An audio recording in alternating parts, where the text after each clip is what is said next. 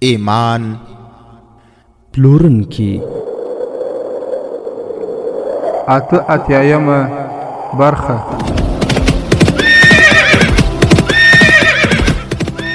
د سلطان صلاح الدین ایوبی رحمه الله د دوران رښتینی کیسې.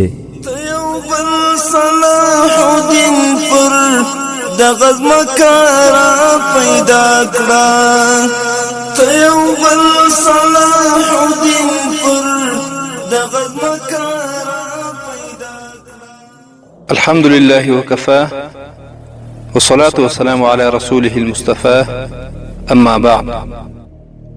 ورونو په تیره برخه کې تاسو واوریدل چې عمران چې یو تکړه او زړور مجاهد د صلیبیانو له ښار څخه یې سلطان نورالدین زنګي ته د هغوی حالات او رازونه راوړل. په هغو رازونو کې تر ټولو غټه او ستره خبر دا وه صلیبیان غواړي چې په سلطان صلاح الدین ایوبي او سلطان نورالدین زنګي باندې غبرګې حملې وکړي، او هغه هم داسې حملې چې پوره فیصله کوونکې به وي. د 5 یا 6 هیوادونو پوځونه یې راټول کړي او په دوی باندې حمله کړه. دغه رازونه ټول عمران سلطان نورالدین زنګي ته وویل. ورونو او د تیرې برخې په پای کې موږ او تاسې له سلطان نورالدین زنګي او عمران سره وو چې عمران سلطان نورالدین زنګي ته وویل که ستاسې اجازه وي نو زه به قاهرې ته روان شم. سلطان نورالدین زنګي وویل ډېره ښه ده، زه الله دې مل شم، خو زه تا ته د اعلی نسل سپرلي درکوم، او که ضرورت شو نو په لاره کې چې کومې پوستې ته ورسېدې هلته خپل سپرلي بدلولی هم سي.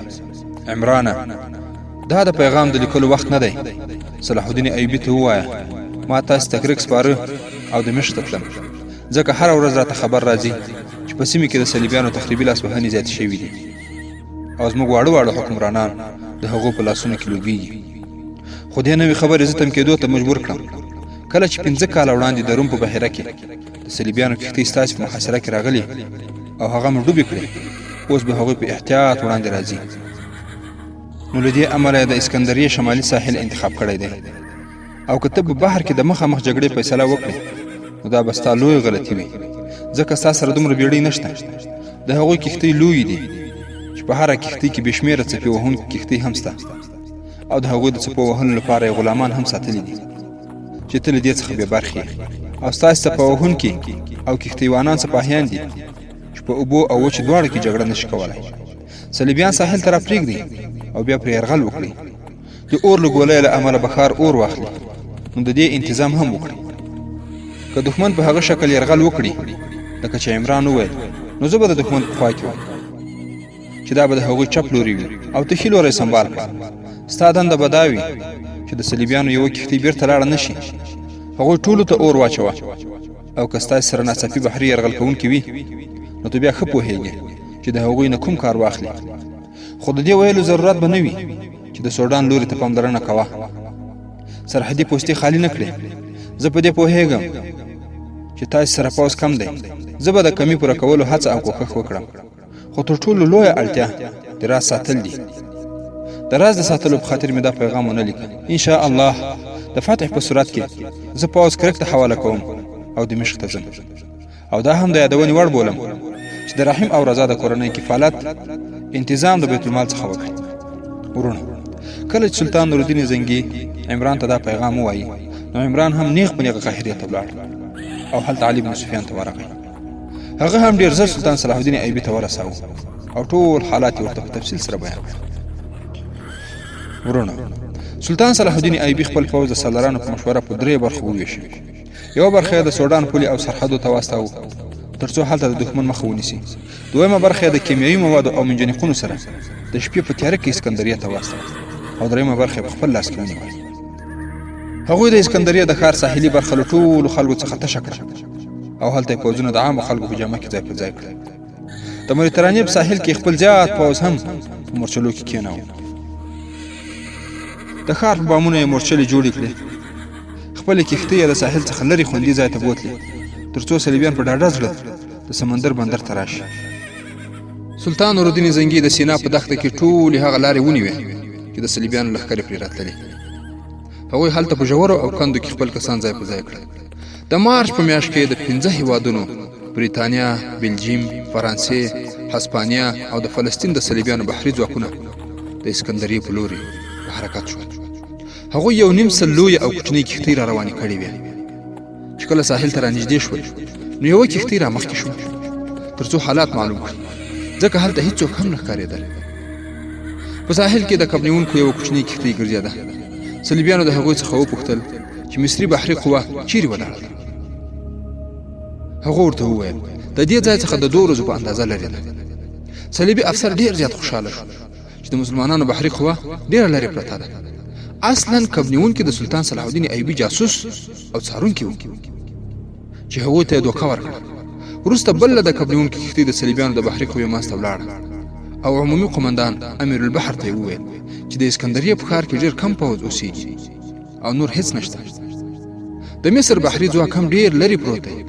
تاسې بېغمه او ډاډه خپلې کښتۍ غاړې ته را نږدې کړئ او پوځیان ورڅخه ښکته کړئ. ورونو، دا کب نیونکی هم د سلطان صلاح الدین ایوبي جاسوس و چې هغوی ته یې غلط راپور ورکړ. ماښام تیاره صلیبي کښتۍ غاړې ته را نږدې شوې. ټولې سره یو ځای ودرېدې او پوځیان ورڅخه راښکته شول. کله چې لومړی ټولۍ د اسکندریه کلا ته ننوتل نو په هغو د بمونو او کوڅو څخه د غشو باران پیل شو. په دې ټولۍ کې 2000 کسان چې ټول مړه یا زخمیان شول. د دې سره جوخت په ساحل باندې د اور غورځونکو موادو غورځول پیل شول او نږدې ډېر واښه هم راټول شوي وو. هغې هم ور واخیست چې په دې توګه ټول ساحل سپینه رڼا شو. ورونو، په صلیبي کښتیو باندې د اور اچوونکو غشو باران پیل شو. په تیاره کې مصري بحري قوه هم راورسېده او صلیبي قوه یې محاصره کړه. له هرې خوا څخه صلیبي ځواکونه تر حملې او برید لاندې راغلل چې نیمه بحري قوه یې تباه او برباد شو. څومره پوځیان چې په ساحل او غاړو کې پلي شوي وو هغوی یو هم بیرته کښتیو ته ونه رسېدل. څه مړه او څه پاتې ټول بندیان شول. په دې جګړه کې د سلطان صلاح الدین ایوبي د بحري قوې مشر امیر البحر سعد بن سعد په شهادت ورسېد. انا لله و انا الیه راجعون. سلطان صلاح الدین ایوبي خپل د پوځ دریمه برخه چې د ده تر لاس لاندې وه هغې ته حکم وکړ چې د سینا دښتې ته ولاړ شي او د ریجنالډ د لښکر سره جګړه پیل کړي. ورونو، ریجنالډ د خپل زیات لښکر سره د سینا د دښتې له لارې مصر ته روان و.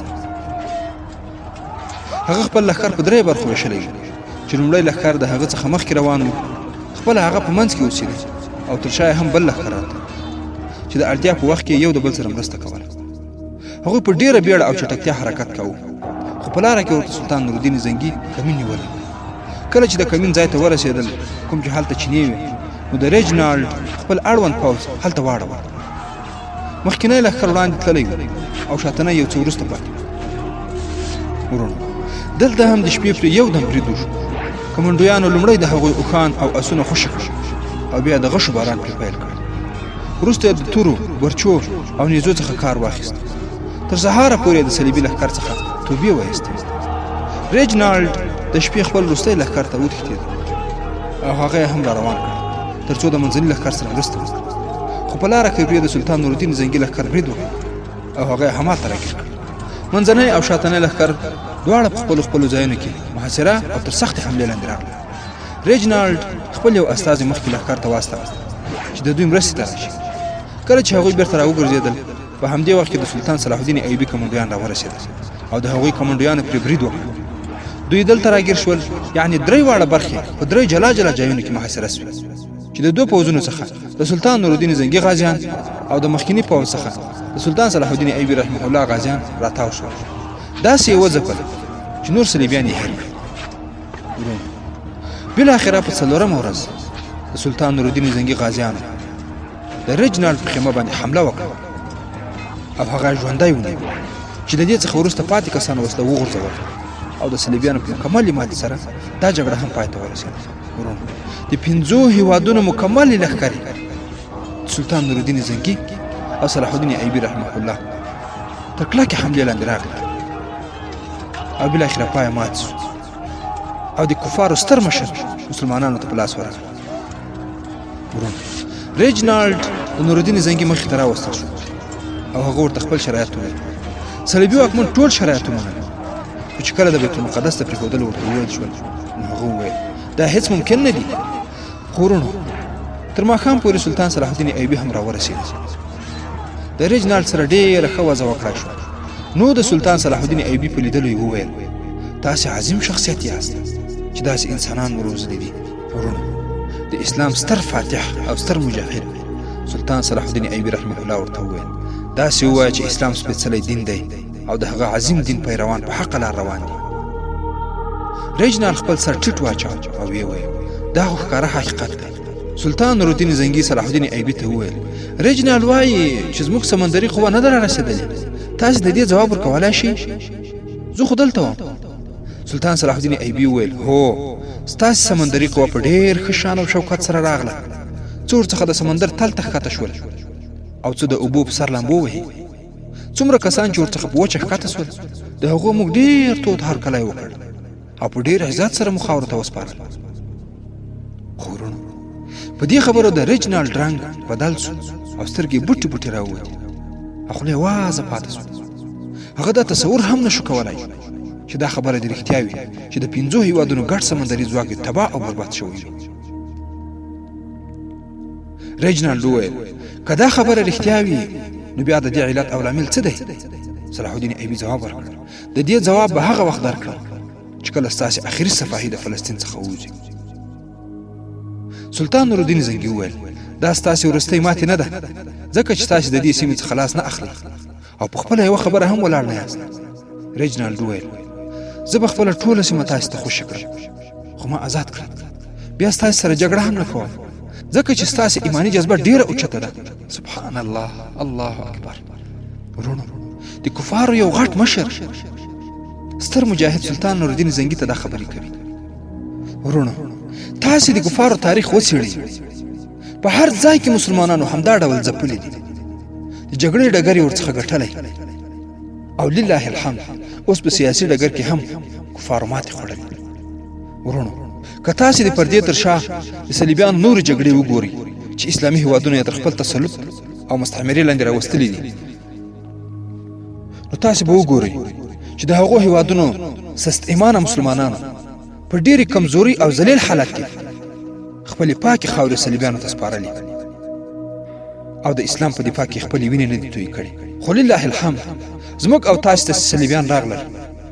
د سلطان صلاح الدین ایوبي رحمه الله زامن ژوندي وو چې د دوی د توپ، ټانک، تیارې او نور حربي اسلحو په مقابل کې په خپلو بدنونو باندې باروت وتړل او په دوی باندې ځان نه وچودل او د استشهاد لوړو مرتبو ته ورسېدل. ورونو، 20 کاله پورې کېدونکي دي چې د مسلمانانو وینې خوړونکي او په مسلمانانو ظلم کوونکي دي. خو لله الحمد هیڅ مسلمانان مجاهدین د خپل دریځه نه اوړي او دوی په ګونډو کړي دي او اوس ټوله صلیبي نړۍ دوی ته په زارۍ ده چې په میز خبرې را سره وکړي. وځو. خیر، کله چې ریجنالډ سلطان نورالدین زنګي ته وویل بیا ستاسې سره جګړه هم نه کوم، ځکه چې ستاسې ایماني جذبه ډېره اوچته ده. سلطان نورالدین زنګي وویل تاسې خپل ټول زور او قوت وازمایئ. سمندري قوه مو په کار واچوله، د وچې لارې مو حمله وکړه او نور ورانکاري مو هم په کار اچولې ده.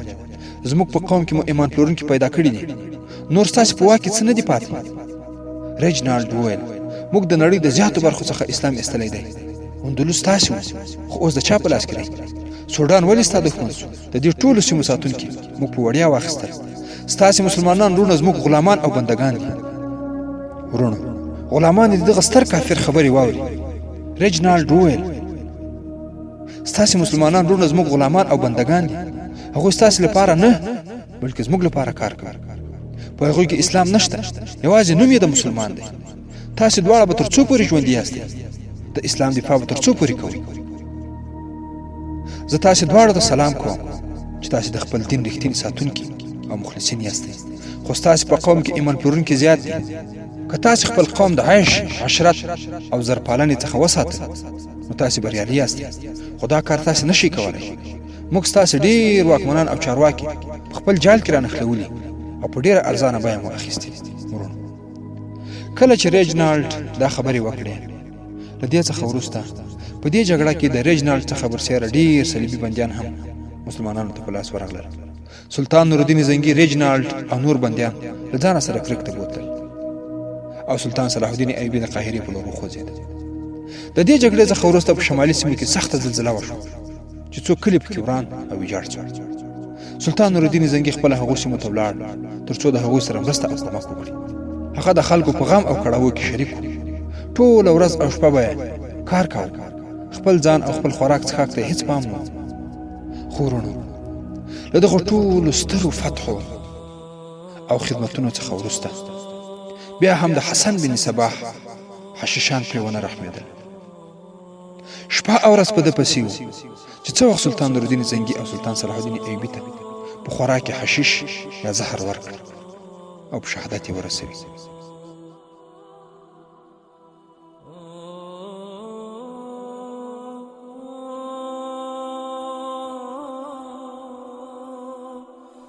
خو لکه څنګه مو چې یادونه وکړه، د سلطان نور الدین زنګي رحمه الله خپل خوراک او څښاک ته دومره پام نه و. بالاخره د حسن بن صباح حشیشانو هغه ته په خوراک څښاک کې داسې زهر ورکړل چې څو ورځې وروسته یې اثر پیدا کړ. د هغه ستونی خراب شو او بالاخره د می په میاشت 1104 میلادي کال کې د شهادت لوړ مقام ته ورسېد. انا لله و انا الیه راجعون.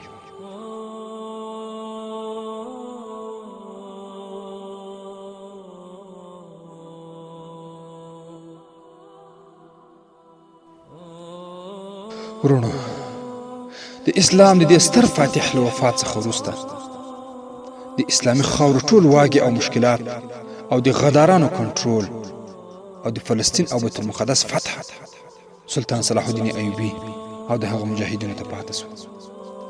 سلطان نور الدین زنګي په داسې حالت کې وفات شو چې هیڅ وصیت یې ونه شوای کړای او نه یې څوک د ځان څخه وروسته د پوځ د مشرۍ لپاره ونه موړ، بلکې همداسې له نړۍ څخه رخصت شو. د سلطان نور الدین زنګي تر وفات وروسته دمشق، حلب او موصل خپل ازادي اعلان کړه او درې واړه خپلواک او آزاد ریاستونه وګرځېدل. چاپلوسو، ایمان پلورونکو او غړمالانو د سلطان نور الدین زنګي په ځای د هغه زوی الملک صالح چې 11 کلن د پلار په ګدۍ باندې کېناو ترڅو د هغه تر نامه لاندې خپلې ناوړې چارې مخ په وړاندې بوځي. سلطان صلاح الدین ایوبي په دې پوهېده چې د دې څوکۍ مقام او قدرت وږي تږي او بې ایمانه امیران به اسلامي امت کوم لوري ته بوځي. ورونو، اوس نو د اسلامي سلطنت تر چتر لاندې ټولې ساحې سلطان صلاح الدین ایوبي رحمه الله ته ورغاړې شوې. ورونو، د سلطان صلاح الدین ایوبي رحمه الله د رښتینو کیسو په ترڅ کې موږ او تاسو یو بل عنوان ته ورداخلیږو چې د سلطان نور الدین زنګي رحمه الله له وفات څخه وروسته دغه عنوان پیلېږي. هغه عنوان دی د اسلام پایښت په خام تار پورې ځوړند. ورونو، کله چې د می په میاشت 1104 میلادي کال د عالم اسلام لوی مجاهد او غازی سلطان نور الدین زنګي وفات شو، نو ډېر ایمان پلورونکي او صلیبیان خوشحاله شول، لکه نن چې ګوډاګیان او صلیبیان د اسلامي امیرانو په وفات او شهادت سره خوښیږي. خو دوی نه پوهیږي چې د یو امیر وینې 100 او 1000 نور امیران پیدا کوي او د اسلام د دفاع لپاره غښتلې، زړورې او نوې څېرې رامخته کیږي. نه یوازې دا چې صلیبیان، بلکې تش په نامه مسلمانان امیران، والیان، اربابان او نوابان هم خوشحاله شول، ځکه د هغوی لاره خلاصه شوه او څه چې زړه غوښتل هغه یې کولی شول. د دې څخه مخکې سلطان نور الدین زنګي هغوی پابند کړي وو او د صلیبیانو سره جهاد او مقابلې ته هڅول. هغوی سره له دې چې الله جل جلاله یې یو، رسول یې یو، قرآن یې یو، امت یې یو او دښمن یې یو، خو بیا هم په زړونو کې سره جلا جلا او په خپلو کې سره دښمنان. په هر څه کې به یې خپلې ګټې لټولې. په هغه وخت کې د سردارۍ، نوابۍ او اربابۍ دوره وه. ځینې کوچني او ځینې لوی وو. کوچنیانو به لویو ته مالیات او پوځ ورکاوه. ځینې په دوی کې داسې هم وو چې په پټه به د اسلام د قسم خوړلو دښمنانو صلیبیانو سره لاره یوه وه او دوستي به یې ورسره پالله، او صلیبیانو به هم ورته شراب، ښایسته نجونې او مالي مرسته ورکوله، او د دې په بدل کې به دوی د مسلمانانو، غازیانو او مجاهدینو جاسوسي ورته کوله، لکه نن یې چې کوي. د دوی دین او غیرت بس خپلې څوکۍ وې، که دا په هره توګه ساتل کېدې. دوی له هماغې لارې څخه کار اخیست. د هغو سره د ملت د خلکو غم، د میرمنو او پیغلو عزت او ناموس څه پروا نه وه، لکه نن یې چې ویني. خو ورونو، کله چې سلطان نورالدین زنګي وفات شو ټولو والیانو امیرانو او سردارانو خپلواکي اعلان کړه ځکه صلیبیانو همدا غوښتل چې هغوی بیل بیل شي او بیا ټول یو ځل هضم کړي همدا وجه وه چې هر یو له صلیبیانو سره جلا جلا اړیکې درلودې او هر یو ته جلا جلا کومک ورکاوه او هر یو یې دې ته هڅاوه چې د بل حکم او اطاعت ونه مني ځکه چې دوی په ټولو کې پوه هوښیار او تجربه لرونکي وو او په دې پوهېدل که هغوی سره یو شي نو خیر مو نشته خو وروڼو په دې کې درې څلور کسان ډېر مهم دي چې یو د حرن والي ګمشتګین بل د موصل والي سیف الدین دریم د حلب والي شمس الدین او څلورم د دمشق پاچا الملک صالح چې غدار او امیرانو د سلطان نورالدین زنګي په ګدۍ باندې کېنولی الملک صالح 11 کلن هلک خو دوی ورڅخه د خپلې خوښې کار اخیست هغوی په دې خوشحاله وو چې اوس به هر یو جلا جلا پاچاهي کوي او د خپلې سیمې خپلواک پاچا به وي خو د دې څخه نه خبره وو چې دوی به د ونې د لښتو په شان هر یو جلا جلا مات شي خو ورونو بل خواته د سلطان نورالدین زنګي په مړینه د هغه مجاهده میرمن رضیع سلطان صلاح الدین ایوبي او د اسلامي امت زړه سوونکي خلک ډېر خفه او اندېښمن ځکه هغوی په دې پوهېدل چې د دې څخه وروسته به څه کېږي په دغه جریان کې د سلطان نورالدین زنګي یو مخلص سالار او قمندان مصطفی ترک د هغه د مړینې څخه وروسته له دمشق څخه د کور په پلمه روان شو او ځان یې قاهرې ته ورساوه هغه په دې پوهېده چې د نورالدین زنګي څخه وروسته یوازې سلطان صلاح الدین ایوبي چې د اسلامي امت پت عزت او حیثیت ساتلی شي نو ځکه هلته ورغی تر څو د هغه سره د نویو حالاتو په هکله خبرې وکړي وروڼو مصطفی ترک سلطان صلاح الدین ایوبي ته وویل که تاسې همداسې غلي کېناستئ او څه مو ونه کړل نو په راتلونکي کې به اسلامي تاریخ تا د یو غدار په حیث وپېژني چې هغه هر څه په خپلو سترګو لیدل خو د خپلې څوکۍ او مقام لپاره یې یو ګام هم پورته نه کړ صلیبیان اوس غواړي د بیت المقدس څخه وروسته حرمین هم تر خپل کنټرول لاندې راولي ځکه د هغوی لاره خلاصه شوه او د سترګو اغزا یې هم لرې شو اوس د ټول اسلامي امت سترګې ستاسې په لور اوښتې باید زر تر زره ګام پورته کړئ وخت ضایع کول ډېر زیات زیان لري بیا به ټول ارمان او افسوس کوئ خو لاسته به مو څه نه درځي خو وروڼو سلطان صلاح الدین ایوبي له هغه څخه د شام د سیمو خلکو او پوځ په هکله پوښتنې وکړې هغه ورته وویل چې خلک د پخوا په شان اسلامي جذبه او احساس لري پوځ هم تر اوسه پورې په هماغه جذبه او احساس ولاړ دی خو که وخت پکې تیر شو بیا به هغوی بل شانته شي هغوی تر اوسه پورې خپل اصلي دښمنان پیژني او د هغوی څخه کرکه کوي یوازې امیران او سرداران د خرابۍ په لور روان دي له دې څخه وروسته د سلطان نورالدین زنګي کونډې میرمن رضیع سلطان صلاح الدین ایوبي ته پیغام راواستاوه تر څو هغه دې ته تشویق کړي چې د اسلامي امت د عزت او حیثیت ساتلو لپاره راوړاندې شي او د غدارو امیرانو له پنجو څخه اسلامي امت وژغوري هغې سلطان صلاح الدین ایوبي ته دا رنګه لیکلي وو د اسلام د سپېڅلي دین د لارې سرښندونکی وروره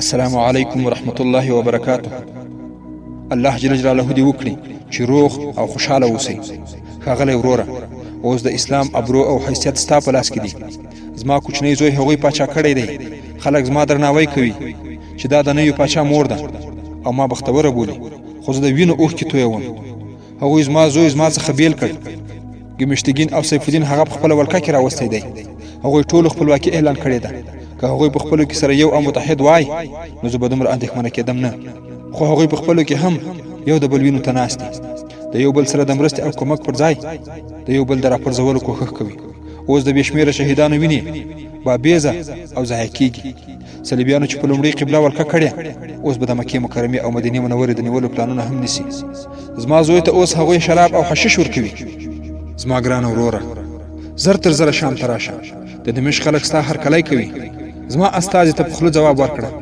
چې ته څه کول غواړې ستا کونډه خور میرمن رضیع ورونو دا د سلطان نورالدین زنګي رحمه الله مجاهده میرمن چې ستر فاتح او ستر مجاهد سلطان صلاح الدین ایوبي ته لیک ور استولی ورونو سلطان صلاح الدین ایوبي استازي ته په خوله وویل چې میرمن خاتون ته زما له سلامه څخه وروسته ووایه چې زه حتما ګام پورته کوم خو هر کار په فکر او سوچ سره کېږي ورونو څرنګه چې سلطان صلاح الدین ایوبي رحمه الله ته د اسلامي امت ټول حالات پلانونه او د غدار مسلمانانو مخنیوي او د بیت المقدس نیول ټول ورله غاړې سول. څه فکر کوئ چې سلطان صلاح الدین ایوبي رحمه الله به دا حالات څنګه کنټرول کړي؟ ورونو دې او د دې ته ورته پوښتنو ځواب به پر روانو برخو کې واورئ ان شاء الله تعالی. د اته اتیایمې برخې پای.